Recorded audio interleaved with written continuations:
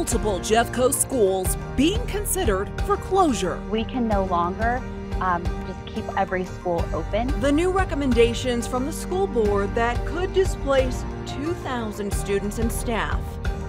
The deadline looms for the DOJ to release the affidavit involving the search of former President Trump's home. We've never had anything like this before. And documents classified at the highest levels of government secrecy. We're not near the end of this investigation.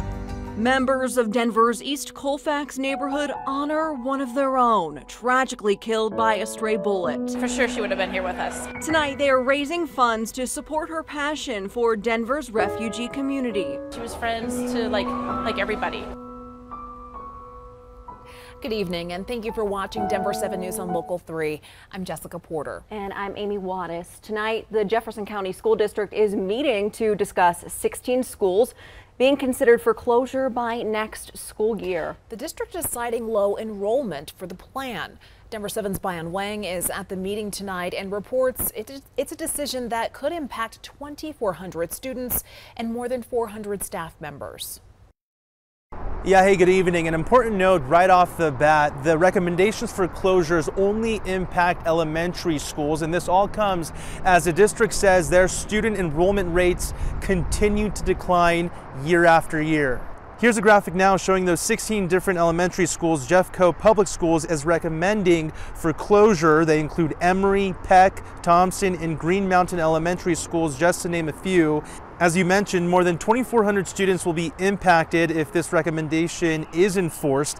In that case, 17 other schools in the district will take those students in. We also learned 5 center programs that serve students with additional needs will be moving from their original elementary school location to a different school within the district. Again, Jefferson County Schools says enrollment is the biggest factor for this recommendation. Since 2001, they've seen less and less students enroll at their schools, and currently 49 of their elementary schools have a student population of less than 250 students or are utilizing less than 60% of their building. For more perspective, the district has building space for 96,000 students, but only 69,000 students are enrolled.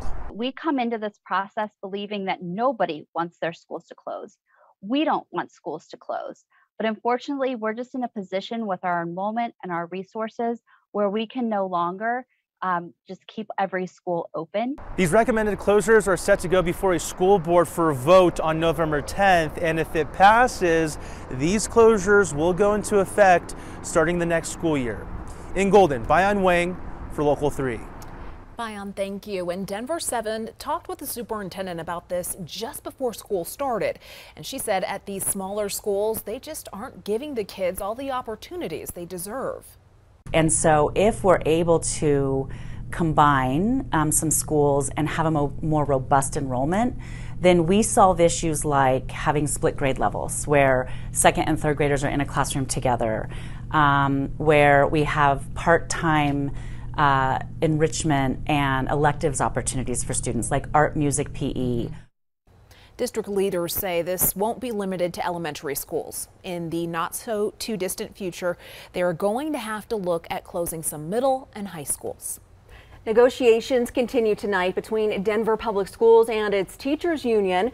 Teachers have less than 1 week until their contract expires. The teachers union wants a raise in line with the rate of inflation, but it comes at a time when budgets are tight. After tonight, the two sides will talk one more time next Wednesday, the day the contract expires.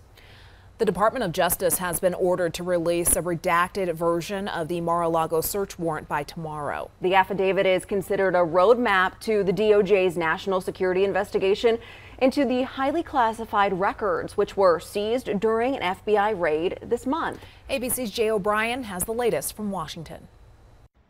The same federal magistrate who signed off on the FBI's raid of Mar-a-Lago now ordering the affidavit redacted and submitted to him by the Department of Justice and which led him to approve the search of former President Donald Trump's Mar-a-Lago estate be released Friday. In his ruling, which comes just hours after the DOJ filed its proposed redactions to the affidavit, the magistrate says he found that the government has met its burden of showing that its proposed redactions are narrowly tailored to serve the government's legitimate interest in the integrity of the ongoing investigation. The Justice Department has said their investigation is in its early stages and expressed concern releasing too much detail could reveal sources and methods, which would put their national security probe into how roughly 700 pages of documents, some at the highest levels of classification, made their way to Trump's home and who had access to them. The first thing the Department of Justice wants to make sure never sees the light of day is the identities of those who are providing information on probable cause to the department. Trump has repeatedly attacked the FBI's search of his home, claiming he was cooperating and demanding a completely unredacted copy of the affidavit be released. But neither Trump nor his lawyers took that position when they had the chance in court. Now, Trump's legal team is asking a different federal judge in Florida to stop the DOJ from reviewing the 27 boxes and 11 sets of highly classified records the FBI says it seized during the search. They're asking this new judge to appoint a special master to screen the documents instead. That judge, a Trump appointee, giving the former president's lawyers until Friday to clarify their argument, including answering why this request is before her court in the first place and not the judge who approved the raid. On Wednesday, President Biden publicly addressed the search of Trump's home for the first time, saying he had no advance notice from the Department of Justice that it would take place. Jay O'Brien, ABC News, Washington. A man accused of attacking two men for speaking Spanish at an Aurora gas station is now in custody and facing a number of charges. Police took 28-year-old Rini Kassam into custody Wednesday afternoon, not too far from where the alleged attack happened. Investigators say he attacked the victims while they were trying to get gas and yelled that they don't belong here. This happened at a gas station near Mississippi and South Havana. The victims told investigators Kassam doused one of them with gas and tried to set him on fire before throwing a rock through the back of their car window and stealing their keys.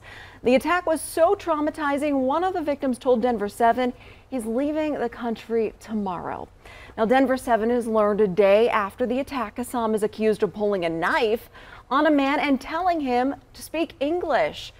Simon Agudelo told Patrick Perez this second attack happened at an apartment complex near East Alabama Drive as his family watched from a balcony. It was something disgusting, you know. I feel disgusted by this fact, you know. There's a lot of Spanish speakers in this country, and he never he never hear me speaking Spanish, nothing like that. Kassam is known to police, having been arrested several times before, including for DUI and domestic violence. In this most recent case, he's facing a dozen charges, including harassment and bias-motivated crime.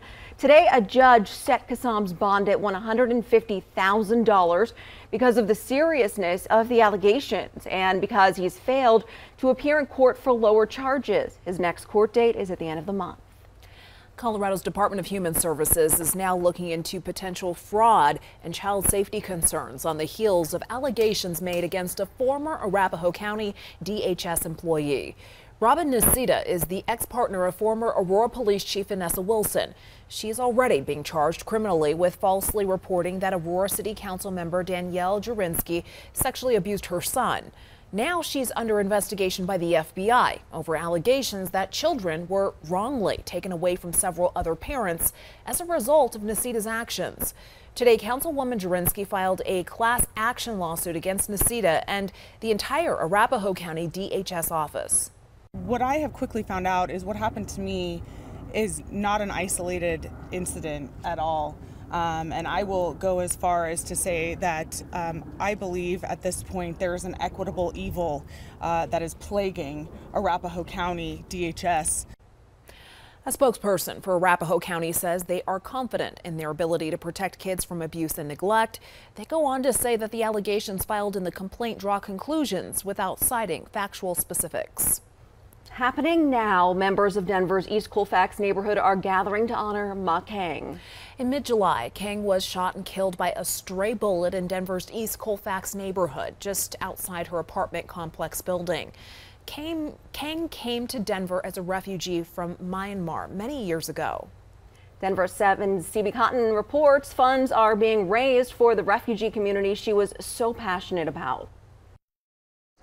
Amy, Jessica, we're here in City Park where the nonprofit Hope Communities is having its annual fundraiser. It's pretty bittersweet this year because this is an event Ma Kang would have been at. The nonprofit provides housing and transitional support to refugees in the Denver metro, support that Kang relied on when she first immigrated and support that she provided in her later years. Tonight, various items will be raffled off to support Hope Communities programming, and everyone here is motivated to raise as much money as possible to honor her. She knew everyone. She wasn't just friends to the Burmese community, she was friends to the seniors. She was friends to like everybody. Kang's passing, as you can imagine, has re-energized support for the nonprofit Hope Communities. Her death has also brought about some changes to Denver's 911 system. You can read more about that on thedenverchannel.com. And I'm going to have much more on the fundraiser coming up tonight on Denver 7 News at 10. For Denver 7 News on Local 3, I'm CP Cotton.